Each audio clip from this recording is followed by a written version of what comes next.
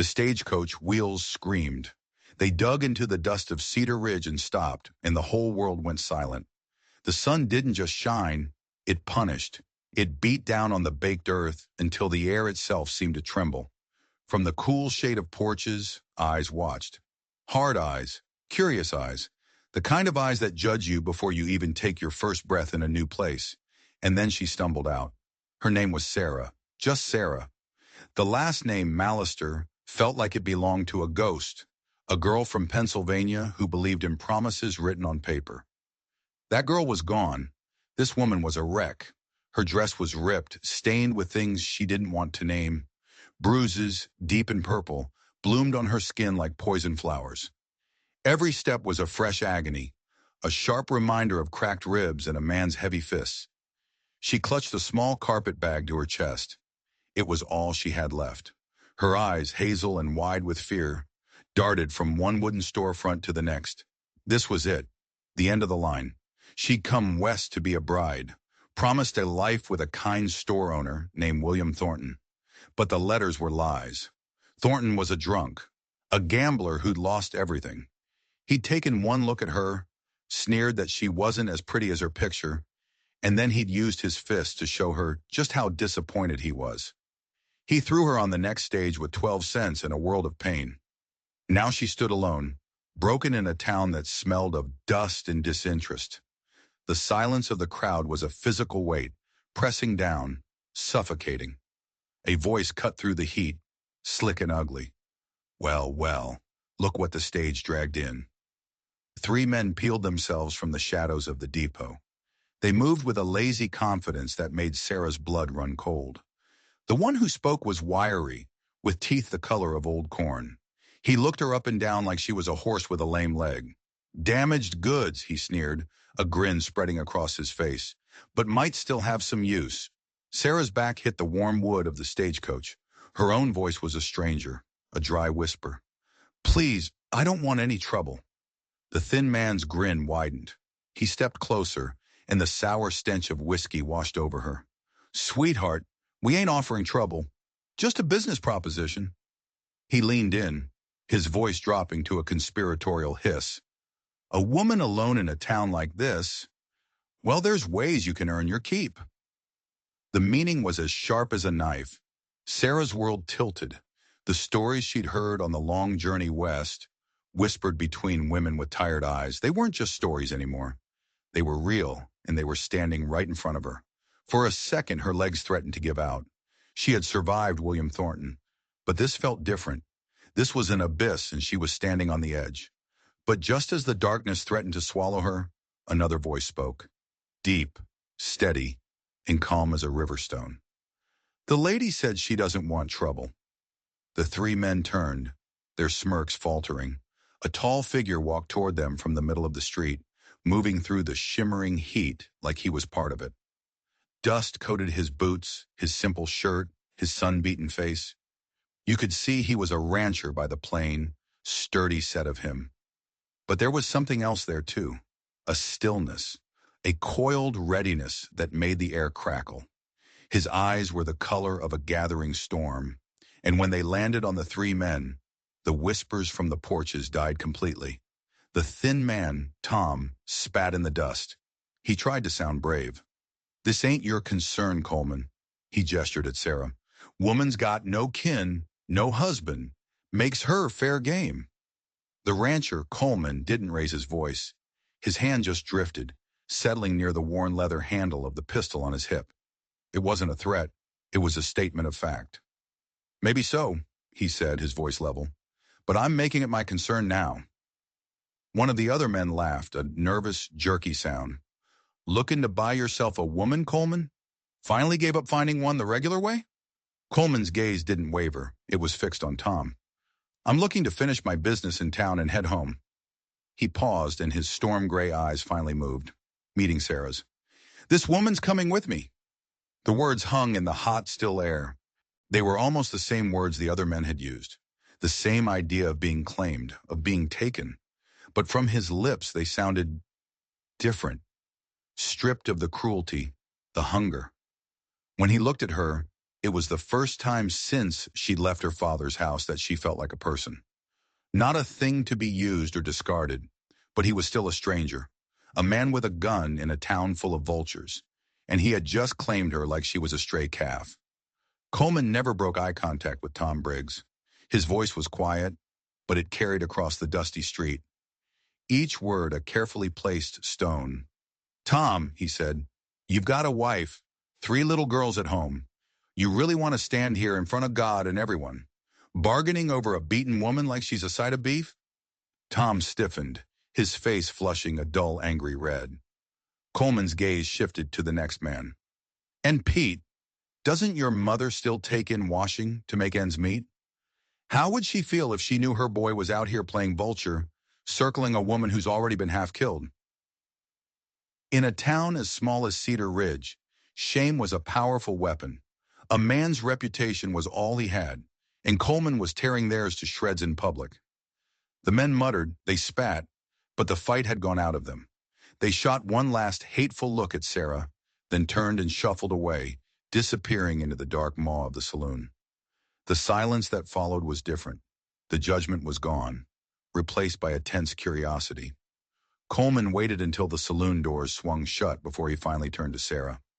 Up close, his face was even more weathered than she'd thought, a map of hard years and harder sun. His expression was impossible to read, but in his eyes she saw a flicker of something she recognized, the quiet ache of being alone. "You're coming with me," he said again. It wasn't a question. Sarah's throat was tight. From anyone else, those words would have been a threat, a chain. From him, they felt like a shield. "I can't pay you," she whispered, the words scraping her dry throat. "I have nothing." "Didn't ask for anything," he replied. He reached down and lifted her small carpet bag in one hand. His other hand stayed free, resting near his side. Always ready. "Got a wagon at the livery. 30 miles to cover before dark." He started walking, assuming she would follow. When she didn't move, he paused and looked back. For the first time, his voice softened, just a fraction.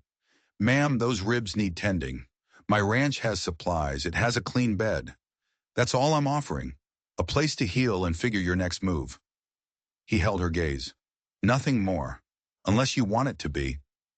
Sarah searched his face, looking for the lie. The hidden hook she'd learned was always attached to kindness. She found nothing. Just a deep, bone-weary steadiness. Every breath was a fire in her chest, but she took a step, then another. He fell into stride beside her, keeping a respectful distance, creating a small, safe space around her in the hostile street. As they walked, she saw people step aside for him, not with fear, but with a kind of grudging respect. This quiet man carried a weight in this town that went beyond the gun on his hip. "Thank you," she whispered, not sure if he could even hear. "No need," he said, his eyes on the road ahead. "Man sees someone needs help. He helps. Simple as that." But Sarah knew it wasn't simple. Nothing was ever simple. In a place where she had been deemed worthless, a piece of damaged goods, this stranger had looked at her and seen a human being. As they approached the livery stable, the waiting wagon, and the vast unknown territory beyond, a tiny, fragile spark of hope flickered to life inside her. It was a dangerous feeling, but for the first time since that train pulled into Tucson, she wasn't completely alone. But as he helped her up onto the wagon seat, his hand brushing hers, she couldn't shake the question. Why? Why her? Men like this didn't just happen along.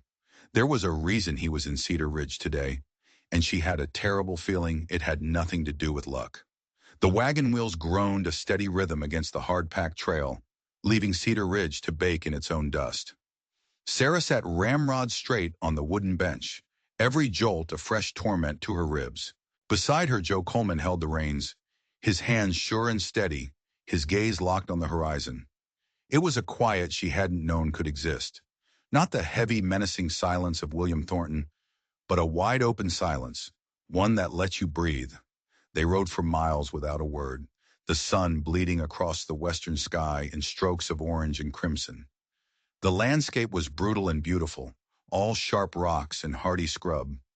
It felt like another world from the gentle green hills of Pennsylvania.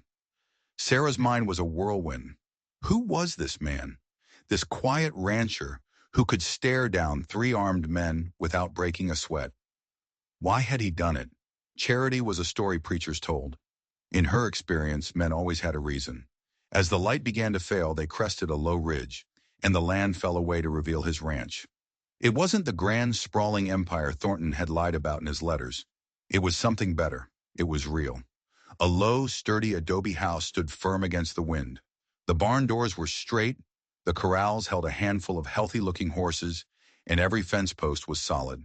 It was the work of a man who took care of things, a man who built to last. Joe glanced at her, his first real look since they'd left town. "It ain't much," he said, his voice a low rumble, "but it's quiet. Quiet." The word hit her with the force of a physical blow. After the shouting, the fists, the endless, grinding fear, quiet sounded like heaven. He helped her down from the wagon, his touch careful, his hands strong but gentle, as if he knew how fragile she was. He didn't linger, just made sure she was steady on her feet before letting go. The house inside was just like the man. Simple, clean, everything in its place. A large main room held a stone fireplace, a rough-hewn table, and shelves neatly lined with preserved goods in glass jars. Two doors led off to what she assumed were bedrooms. He set her carpet bag down by one of the doors. "I'll heat some water," he said, his tone practical, matter of fact. "You'll want to wash up. There are salves in that cabinet by the stove. Comfrey and calendula. Good for the bruises." He gestured to the door. "That spare room is yours. Clean sheets are in the trunk at the foot of the bed." Sarah just stood there, wrapped in a bewildered silence. She was waiting for the other shoe to drop, for the price to be named. Men didn't offer sanctuary for free. "Why?" she finally whispered, the question tearing out of her. "Why are you doing this?" He had his back to her, tending to the kindling in the stove. He paused, his hands still for a long moment. He took off his hat, running a hand through dark hair threaded with silver at the temples. "Had a horse once," he said, his voice distant. "Found her out on the range half dead. Someone had beaten her, starved her, just left her to be picked apart by coyotes." He struck a match, and the flame cast dancing shadows on the walls. "Brought her home. Figured she'd never trust a man again. Took months, but she did.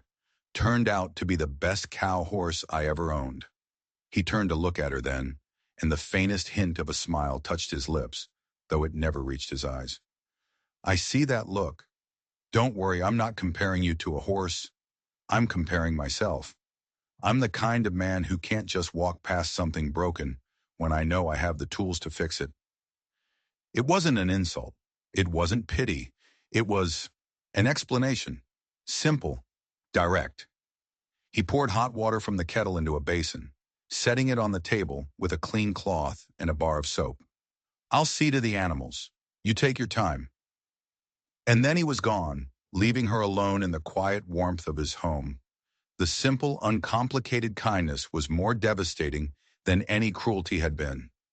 It cracked open the hard shell she'd built around herself, and for a moment she just stood there and let the tears fall. Alone she washed away the dust and blood, her hands shaking as she tended to her own wounds. In the trunk in her new room, she found simple calico dresses. They were too big for her, but they were clean and whole. They smelled faintly of cedar, as if they'd been carefully stored, waiting for someone. She slipped one on, a plain brown one, and the simple act of wearing something that wasn't torn or stained felt like a miracle. When Joe came back inside, he nodded at the dress. "Suits you," was all he said. He made a simple stew, and they ate in a silence that was no longer empty, but filled with the crackle of the fire and the low moan of the wind outside. Sarah found herself crying again, silent tears dripping into her bowl. Joe didn't say a word. He just slid a clean handkerchief across the table and went on eating. When they were finished, he leaned back in his chair, his gray eyes pinning her in place. "The rules are simple," he said, his voice leaving no room for argument. "You stay as long as you need. You don't owe me a thing. Not work, not your company, not an explanation. When you're healed, if you want to help out, that's your choice. If you want to leave, I'll give you a ride back to town myself. Until then, consider this your home." Sarah stared at him. trying to comprehend. No bargain, no threat, no hidden ledger where he was keeping track of her debt. That night, tucked into a narrow bed under a heavy handmade quilt, she listened to the sounds of the ranch, the creak of the wood, the distant call of a coyote, the steady, quiet breathing of the man in the next room. And for the first time in what felt like a lifetime, she wasn't afraid. She slept. But deep in the night, a floorboard creaked outside her door.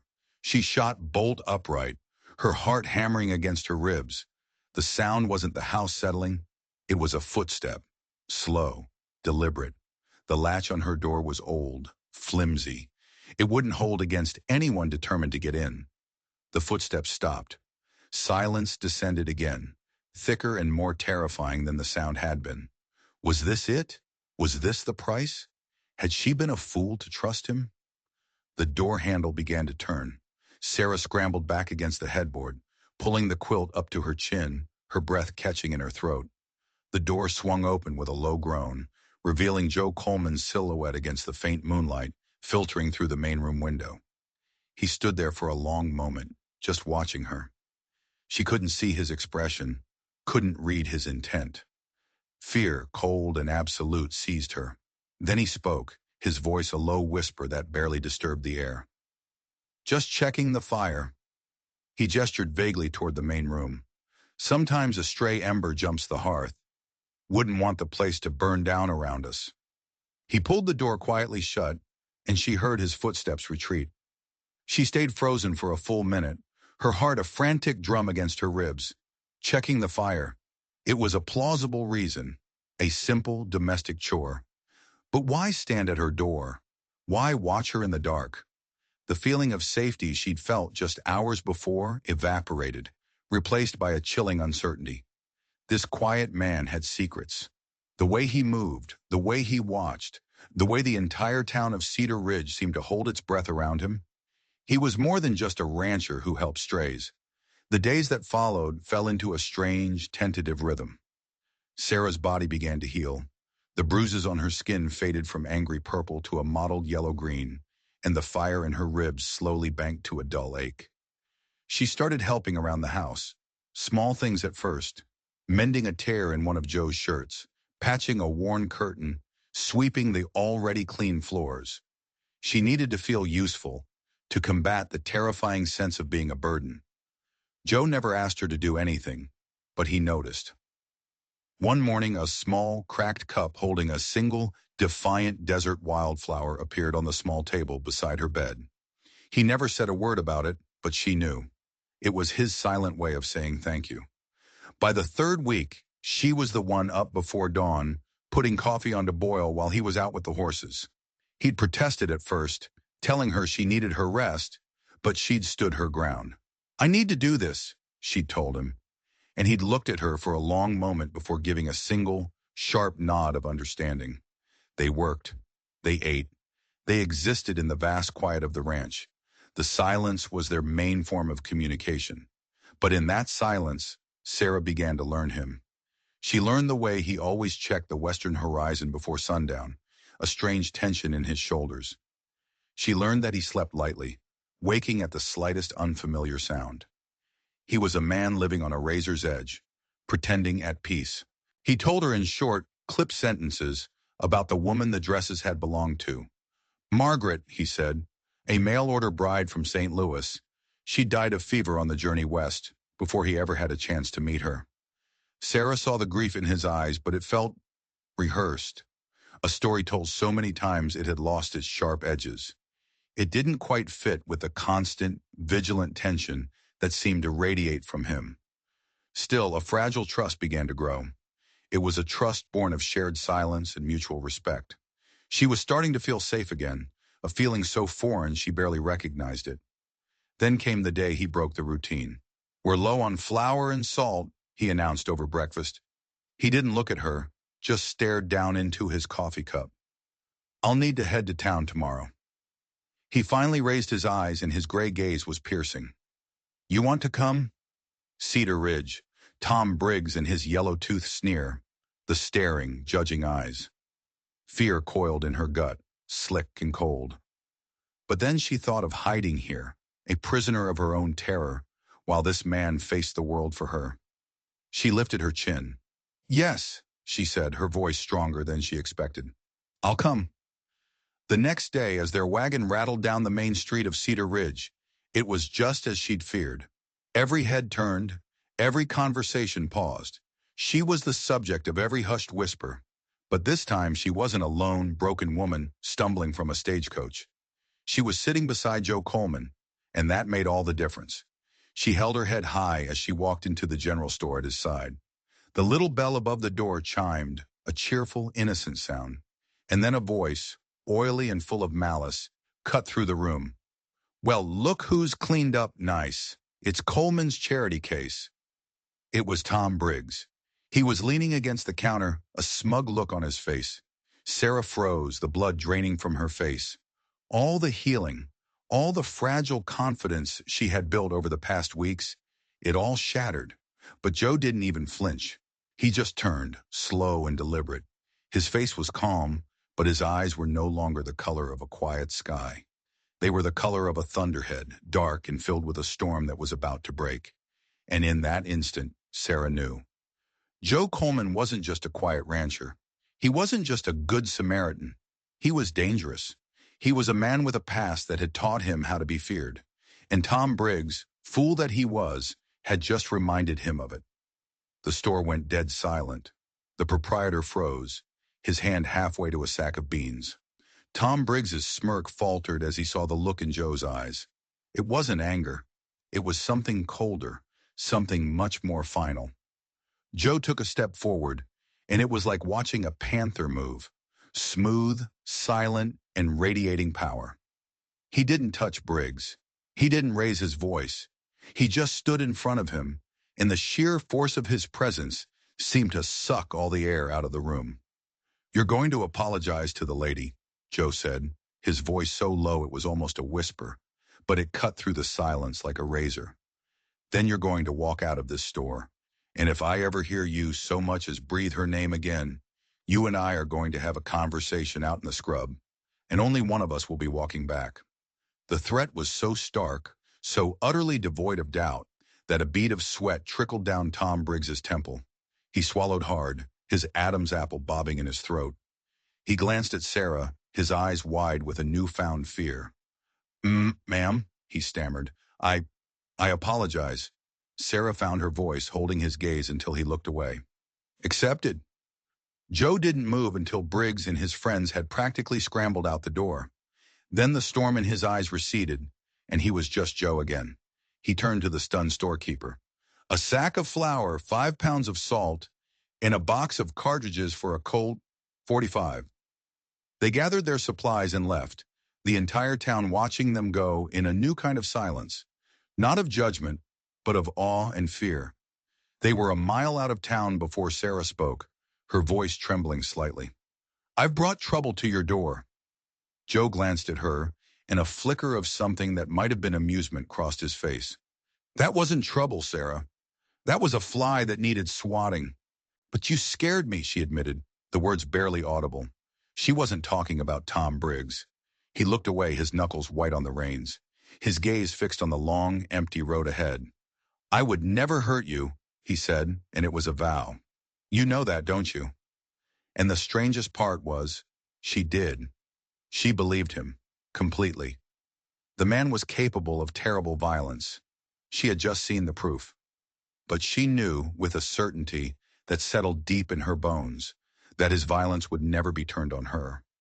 Life on the ranch settled back into its quiet rhythm, but something fundamental had changed. The unspoken space between them was no longer just empty. It was charged, filled with the knowledge of what he was and the growing question of who she was becoming. She wasn't just a victim anymore. She was a survivor. She tended her small garden, coaxing life from the dry soil, and felt a parallel growth within herself. One hot afternoon, she decided to organize the books on the dusty shelf in her room. As she pulled a heavy volume of Shakespeare from the top, she dislodged a thin leather portfolio that had been tucked behind it. It fell to the floor with a soft thud, spilling its contents. There were letters tied in a faded ribbon, written in an elegant, feminine hand. There was a charcoal sketch of a beautiful woman with dark, intelligent eyes and a gentle smile. And tucked beneath it all was a single yellowed piece of paper, a wanted poster. The drawing was rough, the face younger, clean-shaven, without the lines of sun and sorrow that now marked it. But the eyes were the same, unmistakable. Wanted, Joseph Tanner, for the crime of murder, territory of Missouri. Reward, $500. Her breath caught in her chest. Joseph Tanner, not Joe Coleman. She was still kneeling there, the poster clutched in her hand, when the floorboards creaked. She looked up to see him standing in the doorway, his face unreadable. His eyes dropped from her face to the paper in her hand, and something in him went perfectly, terribly still. He didn't try to lie. He didn't try to explain it away. He just looked at the charcoal sketch of the smiling woman that lay beside the poster. Her name was Elizabeth, he said, his voice flat, hollowed out by a grief so old it was part of his bones. She was my wife. And then the story came out, not in a rush, but in broken pieces, like he was pulling shards of glass from a wound that never healed. He told her about their small farm in Missouri, about the way Elizabeth could make anything grow, about the sound of her laughter. He told her about their neighbor, a wealthy, powerful man named Samuel Morrison, who wanted their land, who took what he wanted and dared anyone to stop him. He told her about a corrupt sheriff who only listened to the rustle of money, who ignored their pleas for help. He told her about the day Morrison's men had come while he was away, about how they'd tried to force Elizabeth off the land, and how she had fought back. He told her about finding his wife dying in his arms, her last breath a whispered apology for not being strong enough. And he told her about the 2 days he sat with her body, the silence of the house screaming louder than any sound, and how on the 3rd day he cleaned his gun, walked into Samuel Morrison's house during supper, and shot him dead in front of his wife and children. He didn't spare her the ugly details. He didn't try to make himself a hero. He just laid the truth out between them, bare and bloody. When he was finished, a heavy silence filled the room. Sarah's own tears were falling, hot and silent, onto the dusty floorboards. She thought of Thornton's fists. She thought of Tom Briggs's leer. She thought of a world where men like Samuel Morrison could crush people like him and Elizabeth and call it business. Joe, or Tanner, finally looked at her, his face a mask of stone, bracing for the inevitable, the fear, the disgust. You still want to stay? He asked, his voice rough. Knowing what I am? What I did? She looked at the wanted poster in her hand, at the face of a killer. Then she looked at the man standing before her, the man who had faced down bullies for her, the man who had given her a home, who had treated her with a kindness she'd forgotten existed. The man who put wildflowers by her bed. They were the same man. Yes, she said, her voice clear and strong. I still want to stay. A flicker of something, relief, shock, something she couldn't name, passed across his face, so quick she almost missed it. He walked over, knelt beside her, and gently took the charcoal sketch of Elizabeth from the floor. He didn't hide it away. He propped it up on the small dresser, out in the open. No more secrets, he said, as much to himself as to her. Not in this house. Sarah reached out and touched his arm. The muscle beneath his sleeve was rigid with tension. You're not that man anymore, Joe, she whispered, using the name she knew him by. You're the man who saves broken things. He didn't answer. He just nodded once, a sharp, jerky motion. A silent vow passed between them. The past was real, but it would not own the present. But the past wasn't done with them, not by a long shot. They didn't know it yet, but out there, in the dust and the distance, William Thornton was talking. He was telling stories about the woman who had run from him, and the strange, quiet rancher who had taken her in, and the people he owed money to, dangerous people with long memories. They were listening. They thought they had found a quiet harbor, but the storm was just now gathering on the horizon. A strange kind of peace settled over the ranch, a peace made more precious by the dark truths they now shared. Knowing his real name, his real story, didn't push Sarah away. It drew her closer. She saw the ghost of Joseph Tanner in the way Joe Coleman still scanned the horizon, but she also saw the man he was determined to be. the quiet rancher, the protector. They fell into a new rhythm, one where the silences were filled with a deeper understanding. Sometimes she would catch him looking at the sketch of Elizabeth, a profound sadness in his eyes. But it was a clean grief, not a haunting one. He was a man who had loved and lost and somehow survived. One evening, as autumn began to paint the desert scrub with muted colors, Sarah made a decision. She gathered every last remnant of her old life, the torn, stained traveling dress, Thornton's lying letters, the cheap brass ring he'd sent her that she'd kept as a bitter reminder. She even found the newspaper advertisement she had first answered, the one that promised a new beginning and had delivered a nightmare. She carried it all outside. Joe watched her from the porch, his face unreadable in the twilight.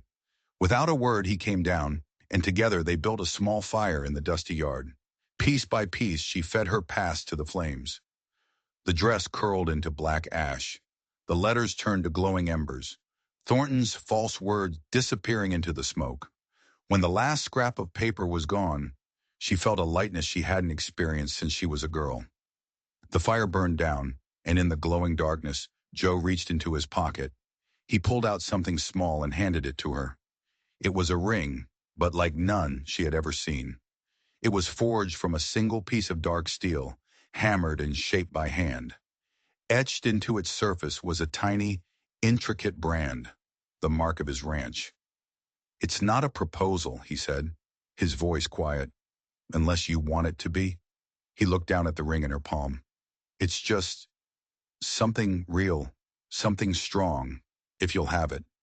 She looked from the sturdy, honest ring to the man who had made it. This was real.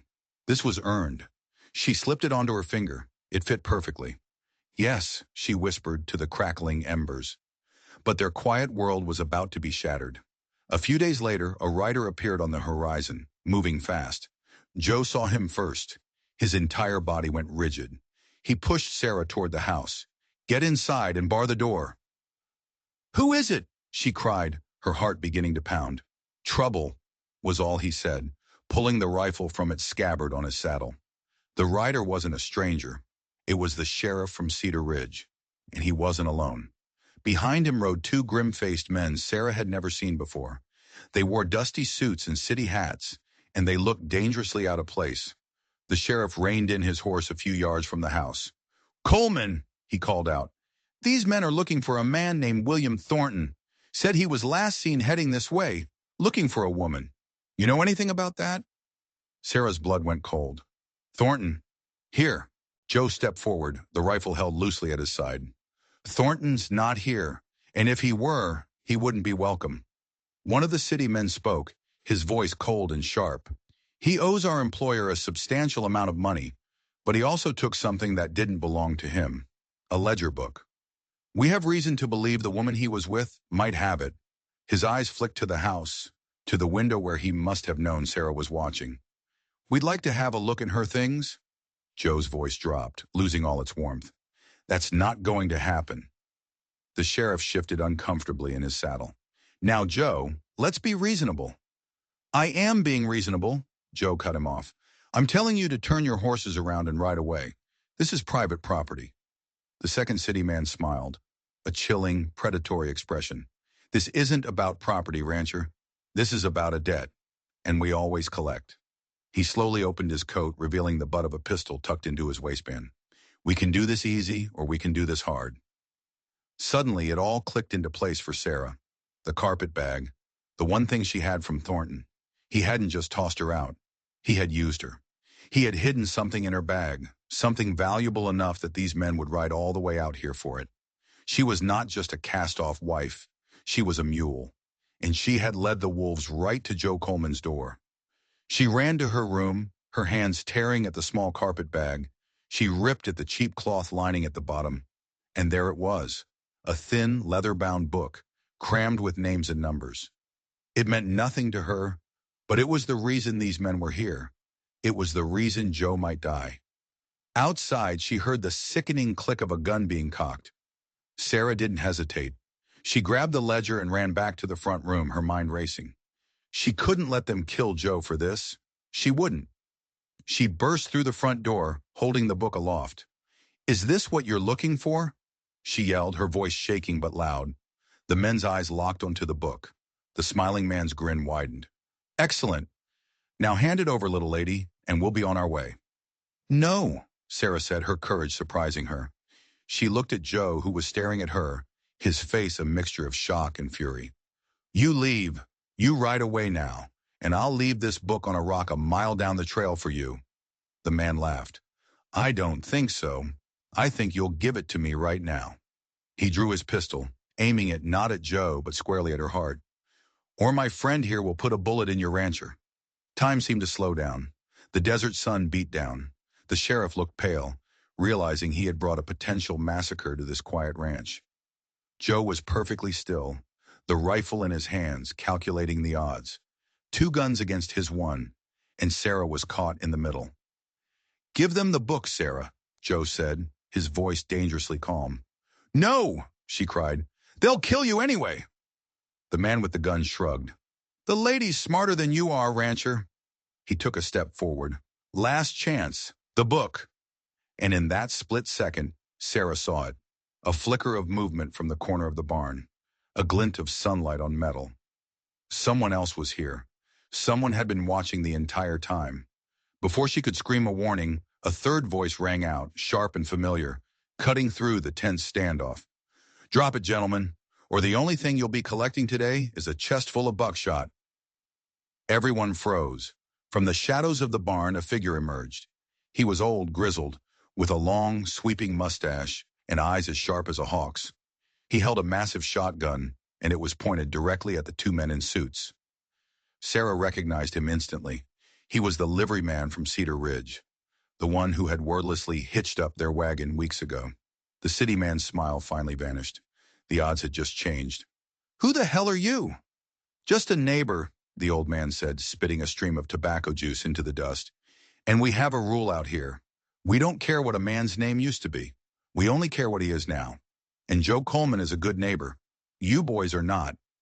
The sheriff, seeing his chance, drew his own pistol. "He's right," he said, his voice shaky but firm. "You've overplayed your hand.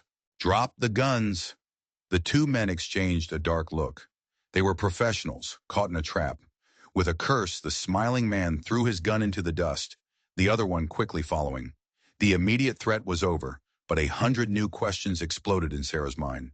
A good neighbor. The liveryman knew? How many people in Cedar Ridge knew that Joe Coleman wasn't who he said he was? Joe hadn't lowered his rifle. His eyes were still locked on the 2 men. "Get on your horses!" The men backed away slowly, their hands raised. They mounted up, their faces masks of cold fury. The smiling one paused, looking from Joe to Sarah, his eyes lingering on the ledger she still clutched in her hand. "This isn't over, Tanner," he hissed, using Joe's real name. "Our employer doesn't forget, and he doesn't forgive." They galloped away, the sheriff trailing behind them, leaving a cloud of dust and a ringing silence. Sarah's legs finally gave out, and she sank to her knees, the ledger falling from her numb fingers. The old liveryman, whose name she learned was Jeb, spat again. "Figured you could use a hand. Saw these 2 asking questions in town. Smelled like trouble from a mile off." Joe walked over to him, the tension slowly leaving his shoulders. "I owe you, Jeb." "Nah," Jeb said, breaking open his shotgun. "Like I said, you're a good neighbor. Paid your bill at the livery on time for 5 years. That's more than I can say for most." He tipped his hat to Sarah. "Ma'am." And with that, he turned and ambled back toward his own horse, which had been hidden behind the barn. Joe knelt in front of Sarah, his gray eyes searching her face. "Are you all right?" She could only nod, her throat too tight for words. He picked up the ledger from the dust. He opened it, his eyes scanning the columns of names and figures. A dark look crossed his face. "What is it?" she whispered. He looked up at her, and the full weight of his past seemed to settle on him. "This isn't just about a gambling debt, Sarah. This is bigger, much bigger." He tapped a name on the top of the page. "This man, Samuel Morrison, Jr. It's the son of the man I killed in Missouri." The world spun. It wasn't a coincidence.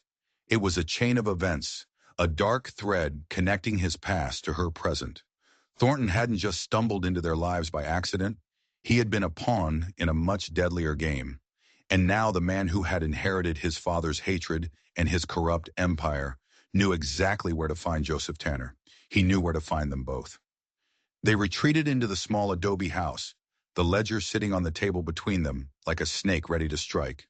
The sun began to set, casting long, ominous shadows across the floor. The quiet of the ranch no longer felt like a sanctuary. It felt like the silence before a final, bloody battle. Samuel Morrison, Jr., Joe said again, the name tasting like poison. His father built an empire on stolen land and broken lives. Looks like the son is continuing the family business. He explained what he could piece together from the columns of numbers. It was a massive land-grabbing scheme, far larger than the one that had destroyed his life. Morrison was using fronts like Thornton to cheat, in debt, and blackmail small ranchers and homesteaders out of their property all across the territory. The ledger was the proof. It was the key to his entire criminal enterprise. Thornton must have stolen it, thinking he could use it to bargain his way out of his own debts, Sarah reasoned, her mind working furiously. When he was cornered, he hid it with me, figuring they wouldn't search a woman he was discarding. He made you a target without you even knowing it, Joe said, his voice thick with a cold rage she had never heard from him before. He stood up and began to pace the small room, like a caged animal. They won't stop. Now that they know where I am, where the book is, they'll send more men. They'll send everyone.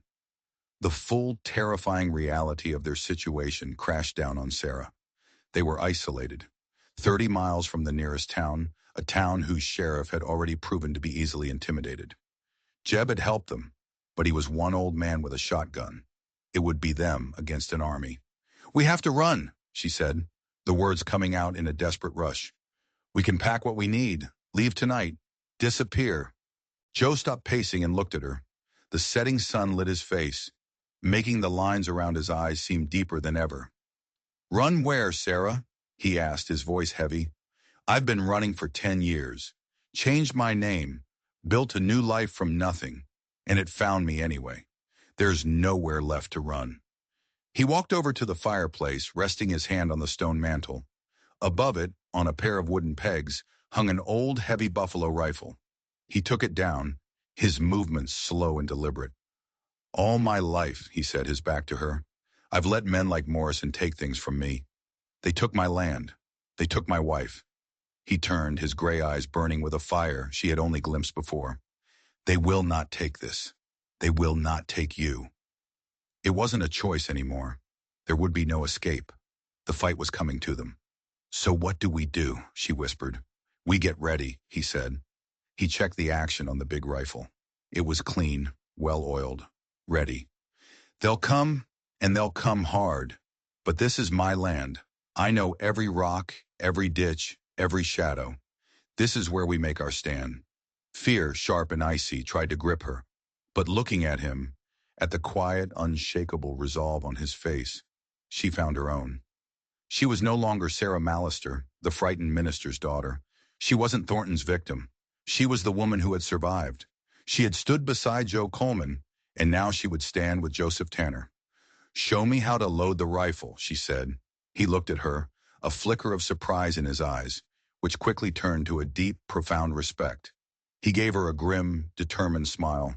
All right, he said, let's get to work. The night was a blur of frantic preparation. They boarded up the windows, leaving only small slits to shoot through. They carried sacks of grain and barrels of water into the house, turning it from a home into a fortress. Joe took her outside, and in the pale moonlight, he showed her how to load and fire the rifle, its weight heavy and unfamiliar in her hands. He gave her a small pistol, showing her how its mechanism worked, his hands guiding hers with a steady, calm patience. They didn't talk about their chances. They didn't talk about what would happen if they failed. They just worked, a silent, determined team, moving as one. Sometime before dawn, they stopped. Exhausted, they sat at the table, the ledger lying between them, the faint light of a single lamp casting their faces in shadow. Joe, she said softly, if we make it through this. She couldn't finish the sentence. He reached across the table and took her hand. His palm was rough and calloused. but his touch was gentle. "When we make it through this," he corrected her, his thumb stroking the back of her hand. He held her gaze, and in his eyes she saw not just the killer and the survivor, but the man he was, and the man he wanted to be. "Sarah, I—" He never finished. A sound from outside cut him off. The frantic whinny of a horse. Then another. They both shot to their feet, grabbing their weapons. They peered through one of the slits in the boarded window. In the pre-dawn gloom, they could see them. A dozen riders, maybe more, spreading out in a loose circle, surrounding the ranch. The siege had begun. The first shot shattered the morning quiet, splintering the wood next to Sarah's head. She flinched back, her heart hammering against her ribs, the smell of gunpowder sharp in the air. This was real. This wasn't a story. Men were outside, and they were trying to kill them. "Stay away from the windows," Joe yelled, pulling her down. "They'll try to draw our fire, see where we are." He crawled to another position, his own rifle ready. "Don't shoot unless you have a clean shot. Every bullet has to count." The day became a terrifying ordeal. Gunshots echoed across the valley. Bullets thudded into the thick adobe walls of the house. The men outside were cautious, staying at a distance, testing their defenses. Hours crawled by. The sun climbed, turning the small house into an oven. Their throats grew dry, but they dared not use too much of their precious water. Sarah's fear was a living thing, a cold knot in her stomach. But alongside it, something else grew, a fierce, protective anger. They had taken her past. They would not take her future. She watched Joe, saw his calm, his focus. He moved with a deadly efficiency, never wasting emotion, never panicking. He had done this before. He was a man at war. Late in the afternoon, there was a lull in the shooting. "They're getting impatient," Joe muttered. "They'll try something foolish soon." He was right. A new sound reached them. The crackle of flames. Sarah peered through a crack in the boards. Her blood ran cold. They had set the barn on fire. The dry wood went up in a roar of orange and red, smoke billowing into the clear blue sky. The horses trapped in the corral screamed in terror. Tears of rage and despair filled Sarah's eyes. Their animals, their work, everything they had built, turning to ash. It was a cruel, calculated move. Morrison's men knew they couldn't breach the house, so they were going to burn them out, destroy everything around them until they had no choice but to surrender. "Don't look," Joe said, his voice a low growl. "They want us to look. They want to distract us." But the distraction worked. As they watched the barn burn, 3 men used the smoke as cover, making a desperate run for the house. Joe saw them at the last second. He fired his rifle twice in quick succession. 1 man fell. The other 2 dove for cover behind a water trough. They were close. Too close. "They're at the west wall," Joe yelled. "I can't get an angle from here." It was up to her. Sarah crawled to the other side of the room, her hands shaking as she poked the barrel of her pistol through a firing slit. She could see them, huddled behind the trough, reloading. Her heart pounded so hard she thought it would break. She had never fired a gun at another living being in her life. She thought of Elizabeth. She thought of Joe's lost life. She thought of her own bruises, her own pain. She aimed the pistol, squeezed her eyes shut, and pulled the trigger. The gun bucked in her hand. A scream from outside. She opened her eyes. One of the men was clutching his arm, blood seeping through his fingers. The other was firing blindly at the house. Joe's rifle roared again, and the second man collapsed into the dust. The wounded one scrambled away, dragging himself back toward the perimeter. She had done it. She had shot a man. A wave of nausea washed over her, but there was no time for sickness, no time for regret. She reloaded the pistol, her hands moving with a new, grim purpose. The sun set, and the burning barn cast a hellish, dancing light over the ranch. The shooting stopped. An eerie silence fell. "They're waiting for dark," Joe whispered, his face streaked with sweat and grime. "They'll try to rush us under the cover of night." They both knew what that meant. In the dark, in close quarters, the numbers would matter. They couldn't hold them off forever. They checked their ammunition. They had little left. This would be their last stand. As the last light faded from the sky, a voice called out from the darkness, Tanner! Joseph Tanner! It's over! We have you surrounded. Give us the book and the woman, and we might let you live." Joe didn't answer. He just looked at Sarah in the flickering firelight. He reached out, his hand gently touching her cheek. "I'm sorry I brought this to you," he whispered. "You didn't," she said, her voice fierce. "You saved me. I chose to stay." She leaned into his touch, finding a strange moment of peace in the heart of the storm. "No more running, remember?" A grim smile touched his lips. "No more running." They heard the footsteps then, a dozen men, maybe more, rushing the house from all sides. This was it. Joe raised his rifle. Sarah raised her pistol. They stood back to back, ready to face the end together. The front door exploded inwards. Men poured into the room, shadows in the firelight. The world became a chaotic nightmare of sound and fury. Gunshots, screams, the crash of furniture. Joe's rifle boomed, a deafening roar in the enclosed space. A man fell. Sarah fired her pistol, the muzzle flash blinding her. She didn't know if she hit anyone. She just fired again and again. A man lunged at her from the smoke, his face a mask of rage. He grabbed her pistol, trying to wrench it from her hand. She fought back, kicking, scratching, a wild animal cornered. His fist connected with her jaw, and stars exploded behind her eyes. He raised his arm to strike her again. A gunshot right next to her ear.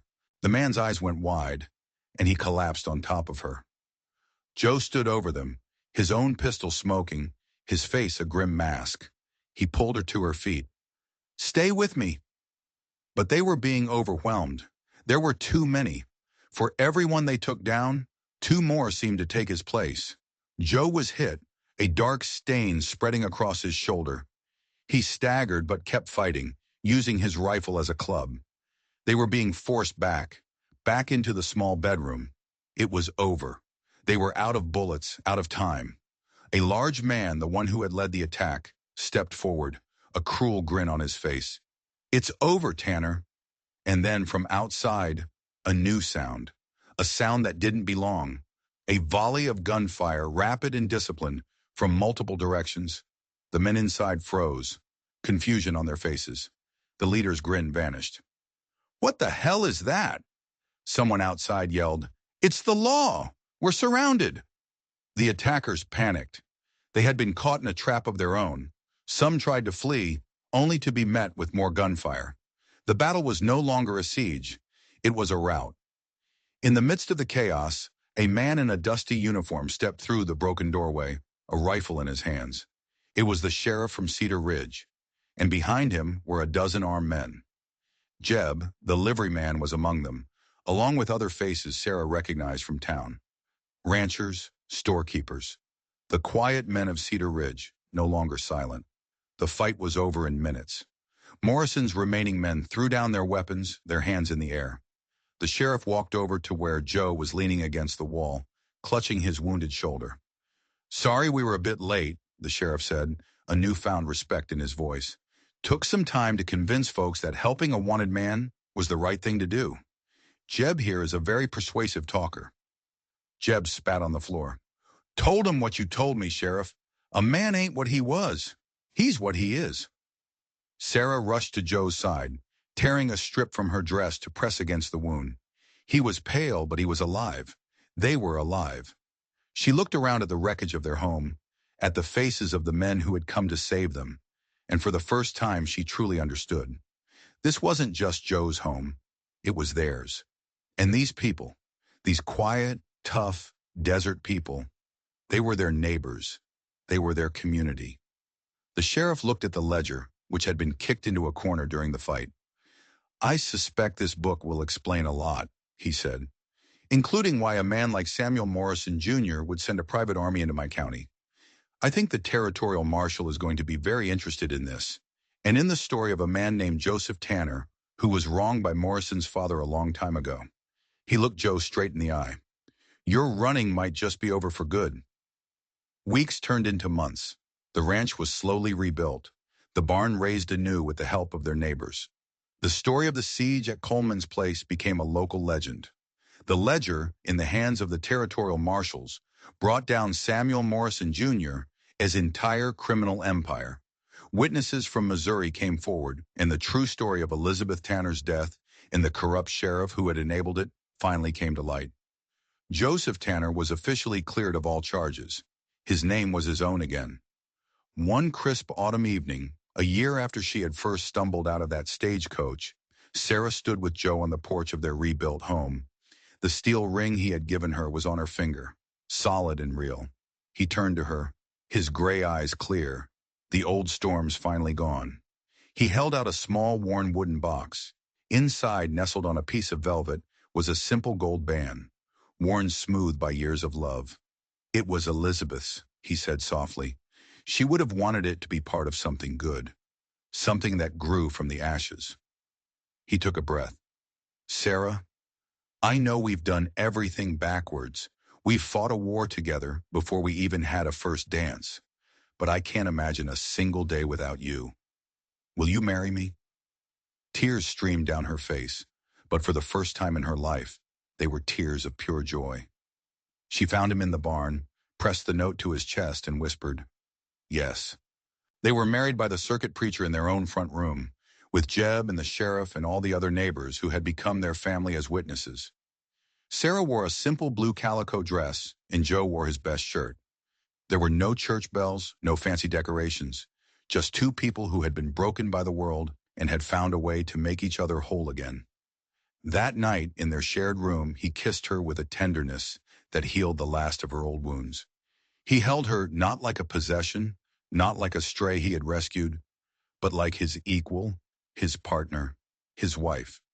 A year later, Sarah stood in the doorway of the small schoolhouse they had built on a corner of their land, the sound of children's laughter ringing through the clear desert air. She had become the town's teacher, sharing the gift of knowledge with the children of the ranchers who had saved them. Her hand rested on her belly, where a new life was growing, a new beginning. That evening, she told Joe he was going to be a father. He looked at her, his eyes filled with a sense of awe and wonder she had never seen before. He knelt and gently placed his hand next to hers on her stomach. Our baby, he whispered, the words filled with a quiet reverence. Together they chose names. Joseph, if it was a boy, Hope if it was a girl, because that was what they had built here, in this harsh and beautiful land. Hope rising from the ashes. On Sarah's hand, the sturdy steel ring he had forged sat beside the delicate gold band that had belonged to Elizabeth. Two different metals, two different stories, two different lives now joined together, stronger than they had ever been apart. Theirs was not a story of easy promises and gentle beginnings. It was a story of survival, of shared silence, of daily kindness, and of a stubborn, resilient hope that had refused to die. If you enjoyed this story, don't forget to like and subscribe for more tales of justice and survival from the Old West. Let me know in the comments, do you think a love born from hardship is stronger than one that has never been tested?